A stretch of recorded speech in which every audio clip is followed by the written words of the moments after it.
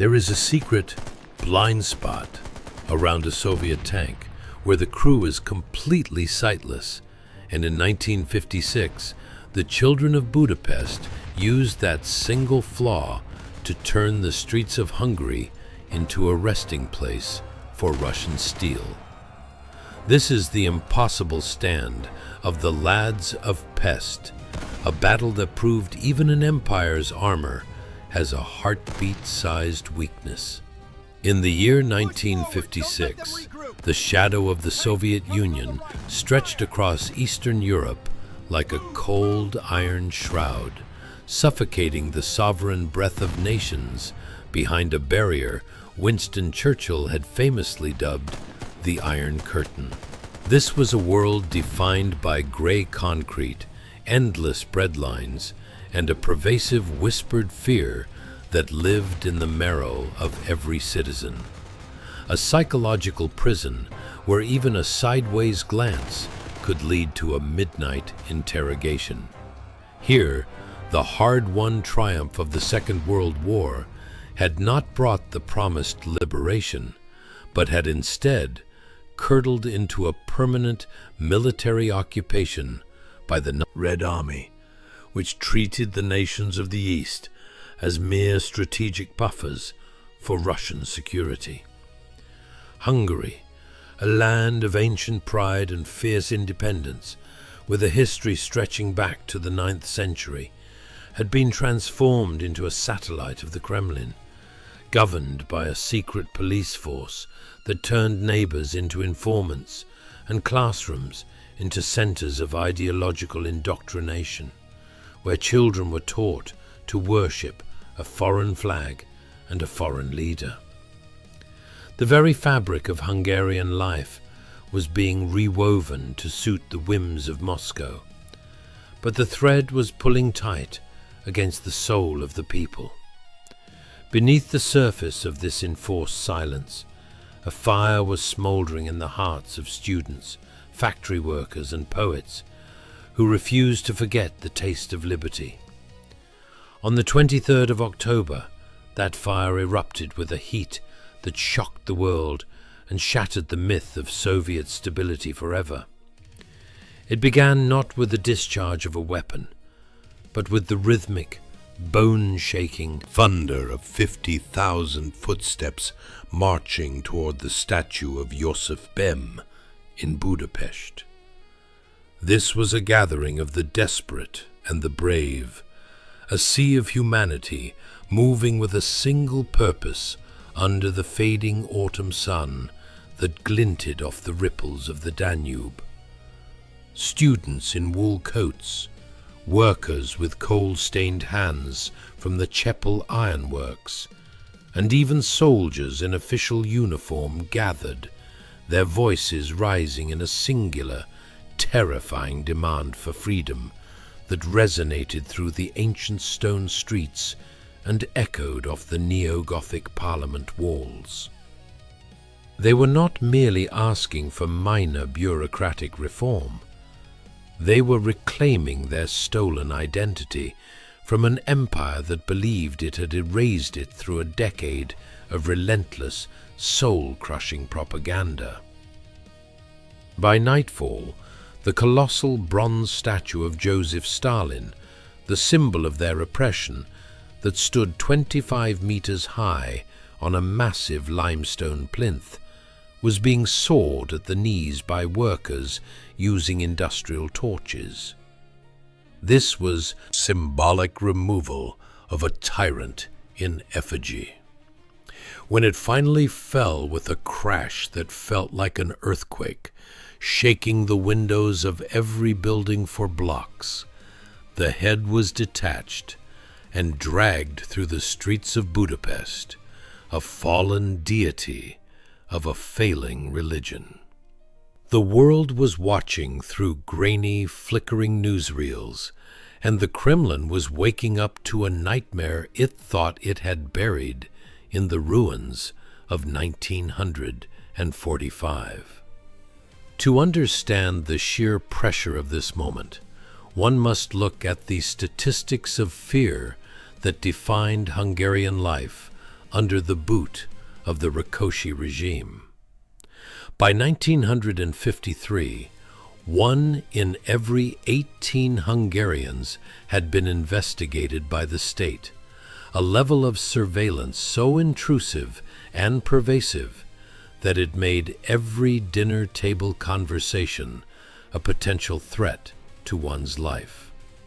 This was the machine of silence constructed by Matthias Rákosi, a man who described himself as Stalin's best Hungarian disciple and who ruled with a paranoia that matched his masters in every dark, severe detail. His primary weapon was the Alamvedelmi Hatóság, or the AVH, a secret police force that managed a vast network of spies, hidden microphones in apartment walls, and coercion chambers that operated 24 hours a day in the heart of the city at 60 Andrassy Avenue. The AVH was not just a police force. It was a shadow that followed you to work, sat in your church pews, and listened at your child's bedside to ensure no subversive thoughts were being shared. They lived in luxury in the hills of Buda, while the people starved in the tenements of Pest, fueling a resentment that was reaching a boiling point. When 50,000 students and workers gathered at the statue of Joseph Bem, they were not just protesting a policy. They were breaking a decade of psychological conditioning and systemic intimidation that had kept an entire nation paralyzed. But the AVH was watching from the shadows of the radio building, their fingers tightening on the mechanisms of Soviet-made submachine armaments, and their eyes locked on the growing mass of civilians. They were the guardians of the status quo, and they had no intention of letting the people speak their truth to the nation or the world. When the crowd moved to the Radio Budapest building to broadcast their 16 points of reform, demanding things as simple as the withdrawal of Soviet troops, the return of a free press, and the right to practice their faith, the secret police panicked. They did not see citizens. They saw a contagion that had to be eliminated before it infected the entire Eastern Bloc, from Warsaw to Prague. From the dark, narrow windows of the station, they opened fire into the densely packed crowd without warning, the flashes of their barrels illuminating the night in rhythmic bursts of violence. The first martyrs of the revolution fell onto the cold, unforgiving pavement, their life fluid soaking into the Hungarian soil as the crowd roared in a mixture of profound grief and incandescent fury. The Soviets thought this mass casualty event would end the descent and send the populace scurrying back to the safety of their apartments. They had no idea it had just empowered their enemy, as the people realized in that moment of smoke that if they were to be finished speaking, they might as well pass away fighting for the right to exist as a free people. Instead of scattering in fear, the crowd surged with a collective adrenaline that defied every rule of military logic and common sense. The sight of the fallen students, their school books lying scattered in pools of red, transformed the peaceful protesters into a revolutionary army in a matter of minutes. This was the moment the Iron Curtain began to fray from the inside, as the barrier of fear was finally breached by the sheer weight of human indignation. Workers from the industrial suburbs arrived in the city center with trucks full of heavy tools, iron bars, and seized equipment from local police depots and weapon factories. This was a spontaneous mobilization of a people who had reached their absolute limit. Even the professional soldiers of the Hungarian National Army, sent by the panicked government to disperse the insurgents at the point of a blade, found themselves unable to use force on their own mothers, brothers, and sisters. In an act of defiance that changed the course of history, they tore the communist red stars from their caps, throwing them into the gutters like trash, and handed their defensive tools and ammunition belts to the students. They even drove their armored cars and tanks into the crowd to serve as barricades against the state they were sworn to protect. The revolution had transitioned from a protest to a full-scale armed uprising in the span of a few heartbeat-filled hours.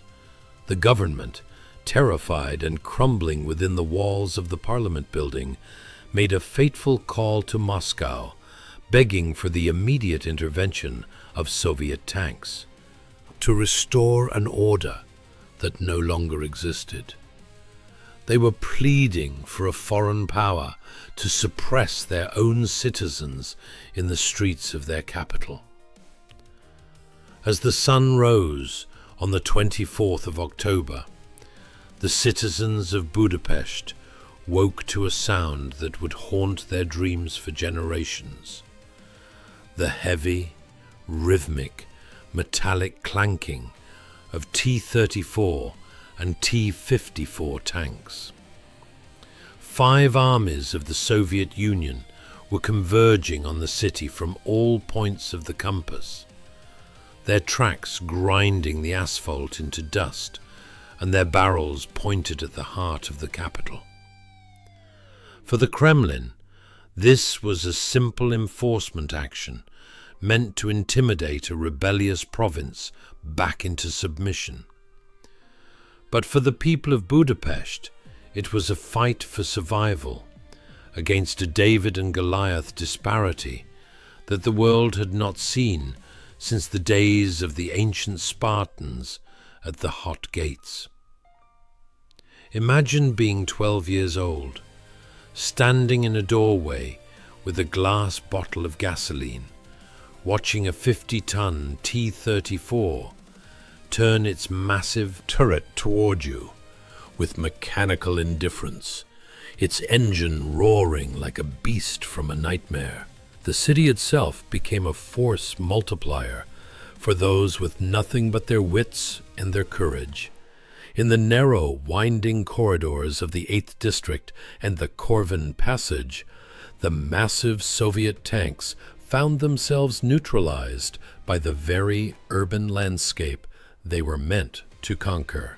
A tank is a predator of the open plains, designed for the vast flat steppes of Russia, where it can engage targets at 3 kilometers.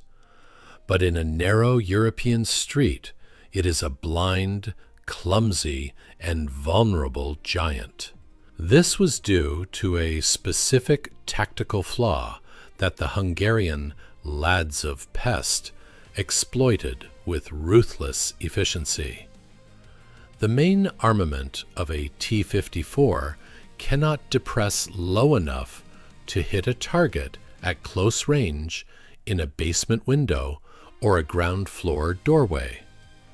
Because of the tank's height and the limits of its hardware, there was a blind spot around the vehicle where a person was effectively invisible to the crew inside. If you could get within 3 meters of the tank, you were in a sanctuary of steel where the opposition could not touch you. Young men and women utilized this technical blind spot with lethal ingenuity. They smeared silk and oil on the cobblestones to make the tank treads slip like a skater on ice, rendering the machine immobile. They used heavy chains to jam the turrets and place soup bowls upside down on the road to trick drivers into thinking they were explosives. Then they used the poor man's grenade, the Molotov cocktail. By mixing gasoline with soap, sugar, or tar to make the flames stick to the metal, these civilians turned the air intakes of the Soviet machines into conduits of fire, finishing the engines from the inside out and forcing the panicked crews to exit into the waiting arms of the resistance. If you are finding this deep dive into the courage of the Hungarian people compelling, please subscribe to this channel so you never miss another exploration of the pivotal battles that shaped our world. The first wave of the Soviet assault was a tactical disaster for the Red Army that sent shockwaves of embarrassment back to the Kremlin. They had entered the city with their hatches closed, arrogant in their power, expecting the mere sight of their armor to break the Hungarian spirit. Instead, they found a population that had nothing left to lose, and a city that had become a vertical trap where peril came from every window and every cellar. At the Corvin cinema, a group of insurgents led by Laszlo Ivan Kovac turned the circular building into a fortress, using ancient mountain hardware and captured tools to create a containment zone that claimed dozens of Soviet vehicles in a single afternoon. The streets were choked with the burning, skeletal husks of the world's most powerful tanks. The Soviet crews, many of whom were young conscripts who had been told they were going to Berlin to oppose Western forces or to the Middle East to defend the Suez Canal, were horrified to find themselves taking the lives of civilians who looked and dressed just like their own families. Some were so confused by the geography and the language that they actually asked civilians for directions, only to realize too late that they were the targets of a national revolution.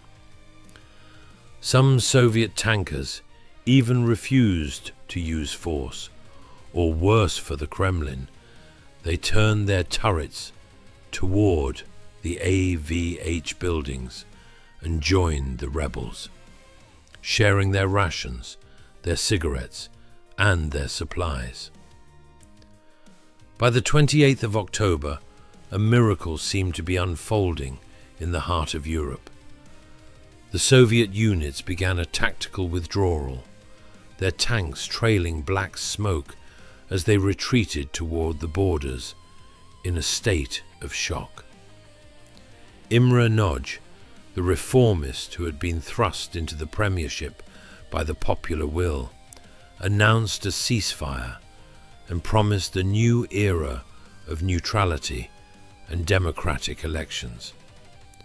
For 5 glorious, terrifying days, the people of Budapest breathed the air of liberty, tearing down Soviet flags, burning political literature in the streets, and cleaning the debris from their homes. They believed the West would surely come to their aid, looking to the horizon for the white parachutes of NATO or the intervention of the United Nations. But as the tanks burned in the squares, a much darker force was crossing the border from the Soviet interior, one that didn't care about the rules of engagement or international law. The geopolitical chessboard was far more complex and cold-blooded than the rebels in the streets could have ever known. While Budapest was fighting for its life, the world's attention was diverted to the Suez Canal, where Britain, France, and Israel had launched a surprise invasion of Egypt to reclaim the waterway. This distraction was a gift to Moscow, as it split the Western Alliance and occupied the front pages of every newspaper from London to Washington. The United States, led by President Dwight Eisenhower, was trapped in a diplomatic nightmare, unwilling to risk a third world war and the nuclear exchange over a landlocked nation deep within the Soviet sphere of influence. In Moscow, Nikita Khrushchev was initially torn between reform and repression, but the hardliners in the Politburo and the Soviet military won out, arguing that weakness in Hungary would lead to the end of the empire. They could not allow a hole to be punched in the Iron Curtain, lest the entire satellite system from Poland to Bulgaria collapse like a house of cards. While they spoke of negotiations with Imre Nagy to buy time for their logistics and reinforcements, they were secretly preparing Operation Whirlwind. They replaced the confused, sympathetic conscripts of the first wave with fresh, elite divisions from the Soviet interior, men who did not speak the local languages and had no hesitation about using force on European urban centers. They also secured a betrayal from within the inner circle.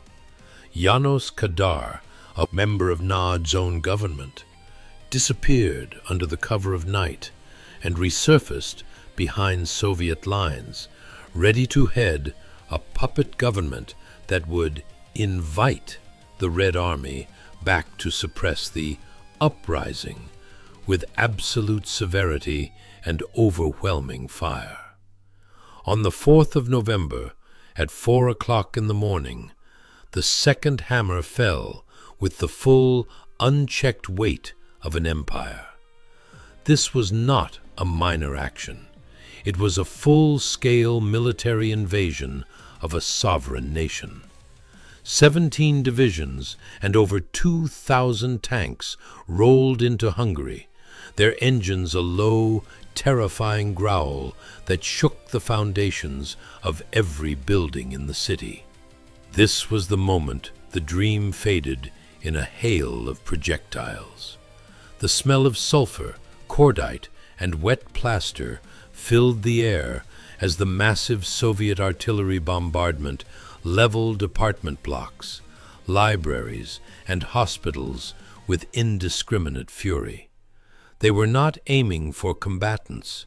They were aiming to break the city's spirit. The screech of metal on cobblestone returned, but this time the hatches were closed for a reason. The orders were to use force on anything that moved, regardless of age or gender.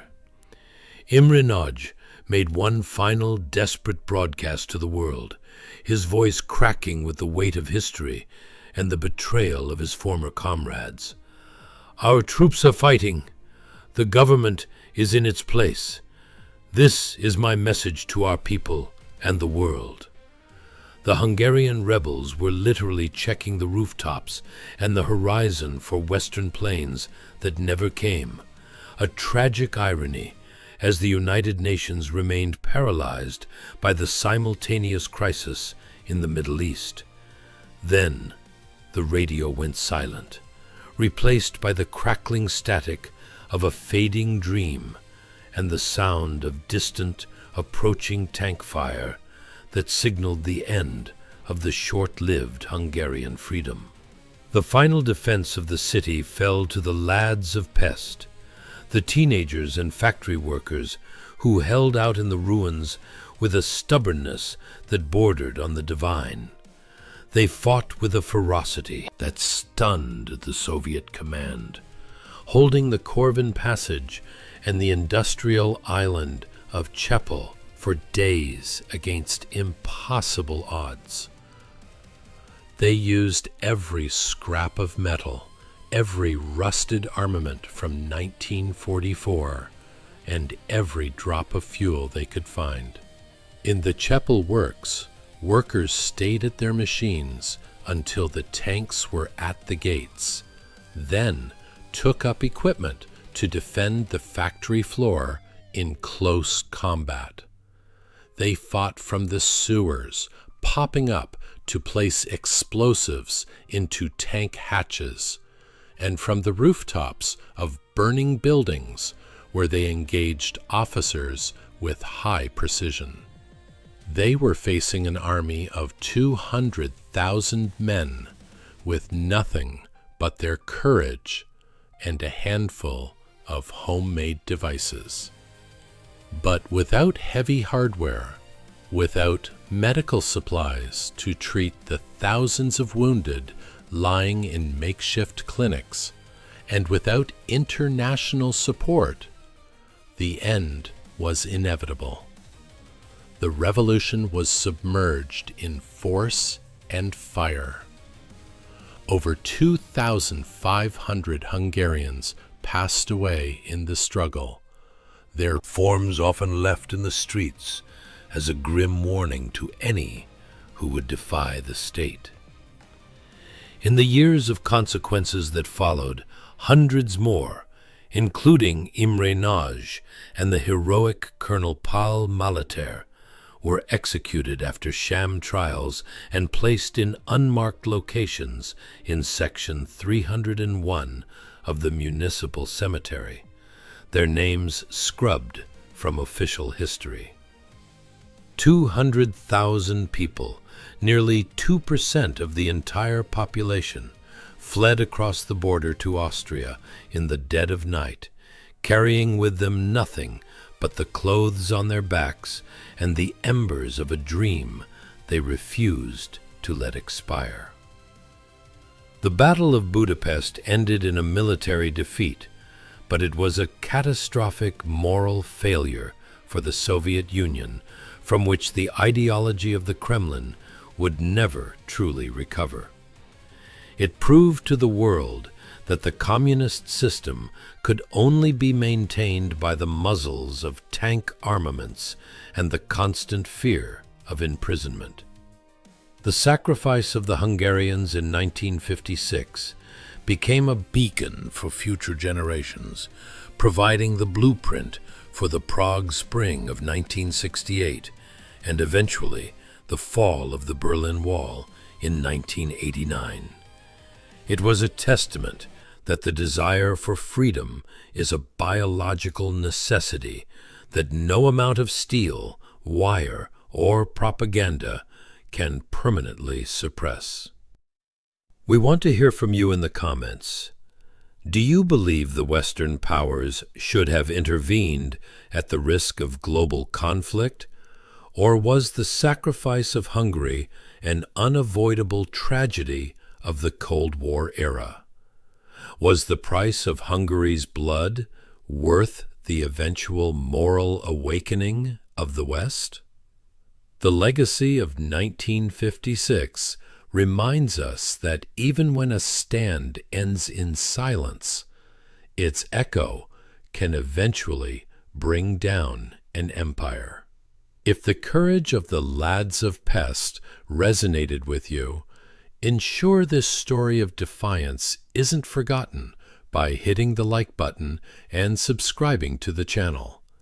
Every subscription helps us bring these pivotal, history-shaping chapters of human events back to life with the tactical depth they deserve. Don't forget to hit the notification bell so you're standing with us on the front lines for our next deep dive into history's most legendary stands.